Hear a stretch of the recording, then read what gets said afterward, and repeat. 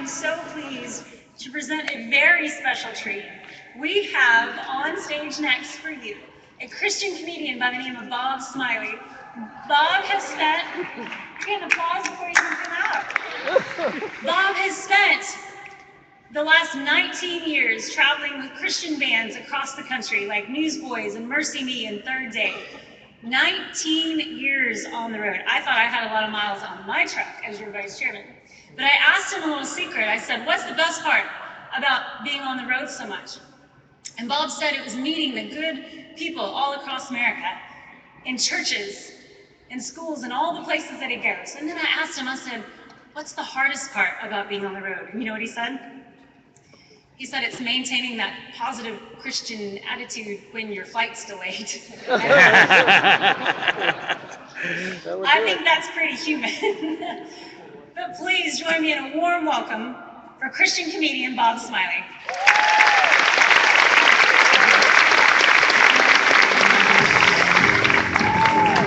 Wow.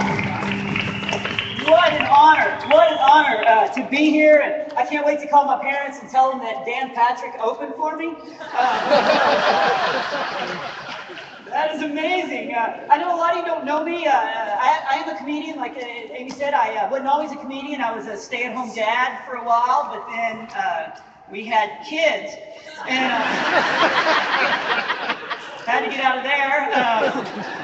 What else can I tell you about me to introduce myself? I live in northern Mexico, a place called Houston, Texas. You're from there. I love traveling around and making people laugh and families laugh. And I'm a Christian. I even have been to third world countries doing stand-up. I've been to El Salvador, Guatemala, Arkansas. Third world country. Now, nobody's from Arkansas, right? Everybody's Okay, okay, are you from Arkansas? Okay, sorry. I don't know if he is or if he's scratching it, but if you are from Arkansas, I'll speak slower. But I do. Last week I was in Canada, and it was so much fun. They took me to their army base, and I got to shoot their main weapon, and I love that slingshot. Pow, pow. That's right, bilingual. And, but I love my job. I love making people laugh because, again, I'm a Christian. God created laughter. But by the way, not everybody likes to laugh. I met a guy, I hope he's not here tonight, but when I first got here, I was standing behind a guy a couple streets down in front of the ATM, and I thought this was hilarious. But as soon as he put in his password, I just went, got it, and I took off. He did not look like a sprinter. But anyway, it's such an honor because I grew up, that's another question I get a lot. Is it like, how did you grow up? I grew up in a very loving, conservative Republic home in Texas. Honestly, this is one of the dreams come true. I got my sense of humor from my dad. He's an amazing Christian man, which is weird though. My dad and I, we have the same personality, but we don't look alike. My dad weighs 280 pounds. He's 5'7". Yeah, and he's always been big. I asked my grandmother, I was like, was he ever skinny like me when he was young? And she was like, no. He was born on a Thursday and a Friday.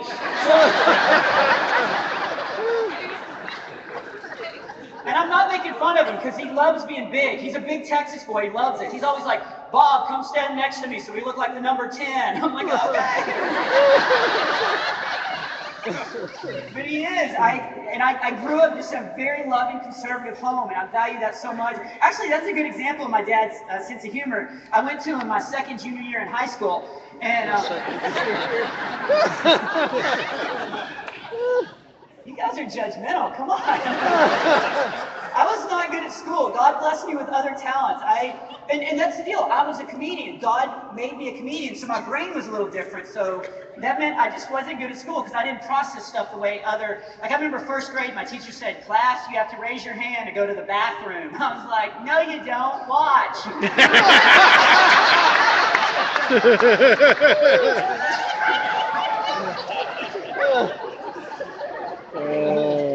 Yeah, I didn't date much. Clean, that's I went to my dad, and I was like, I don't look like you at all. Was I adopted? He goes, yes. But they brought you back. So it was very loving. Although sometimes he would my dad is into pranks, and so my dad would sometimes pull pranks that I didn't appreciate. My dad actually convinced me when I was little, if the ice cream van was playing music, it meant it was out of ice cream.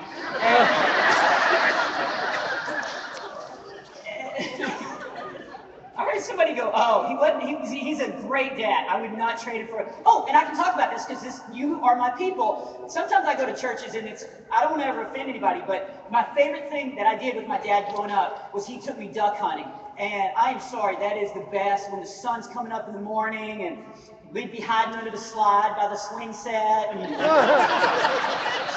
I'd be throwing out the bread. They'd come waddling up. Boom!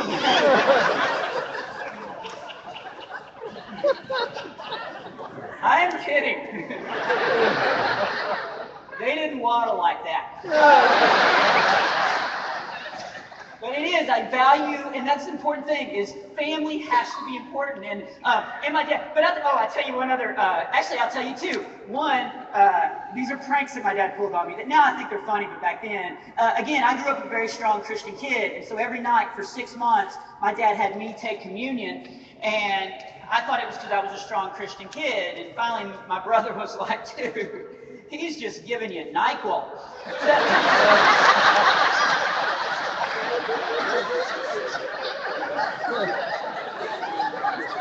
He thinks it's wine.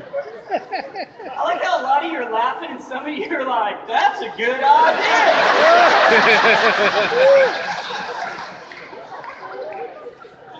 I did. I loved it. And I actually grew up north of here. It's so great to come to Dallas here because I grew up in a town called Era, which is very small. We had 281 people in it. That was it. That was all. We didn't have any. Our idea of a large industrial company was basically a 200-pound Avon lady. So, we had nothing. We had a little school. We had a little, I guess it was a store. It was called the Drive-Thru Tobacco Barn. I don't know what happened there. I guess rednecks just pulled up and were like, yeah, fill her up.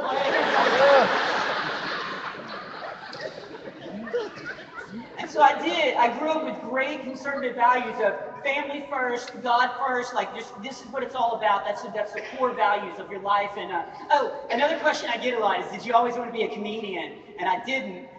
When I was a little boy, this is so dumb, but when I was a little boy, my dream was to play Major League Baseball. And then one day it dawned on me that's never going to happen because I'm afraid of needles. So,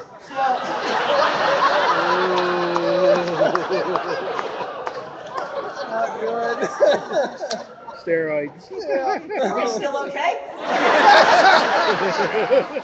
Again, I do Christian comedy, so I never want to offend anybody, and and it's hard to do Christian comedy. I'll be honest. Like, there's a lot of topics that Christians haven't even really agreed on, like discipline. How do you discipline your kids? I think I probably know, but how do you discipline your kids?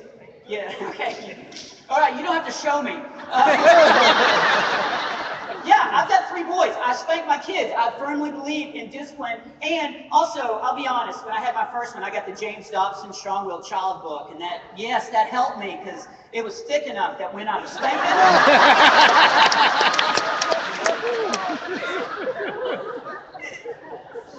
I told that joke at a church one night, and this lady came up after the show, and she was like, you're advocating child abuse. You should never spank your children. And I'm like, you're a Christian. Haven't you read Proverbs where they talk about it? She was like, that was different. That was the Old Testament. They didn't have time out back then. And I was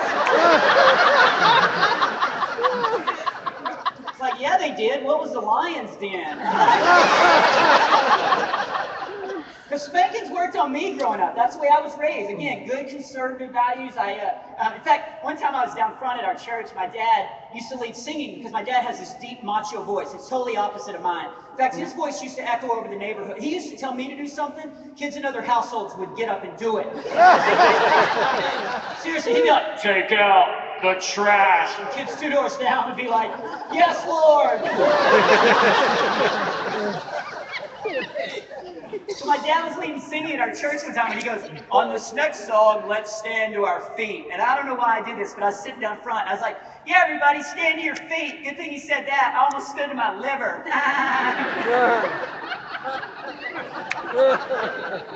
We never sang that song. My dad shut the book. He walked right down and picked me up. He carried me like a football outside. And he spanked me, and I deserved it. But, it was embarrassing because it's right in front of my children.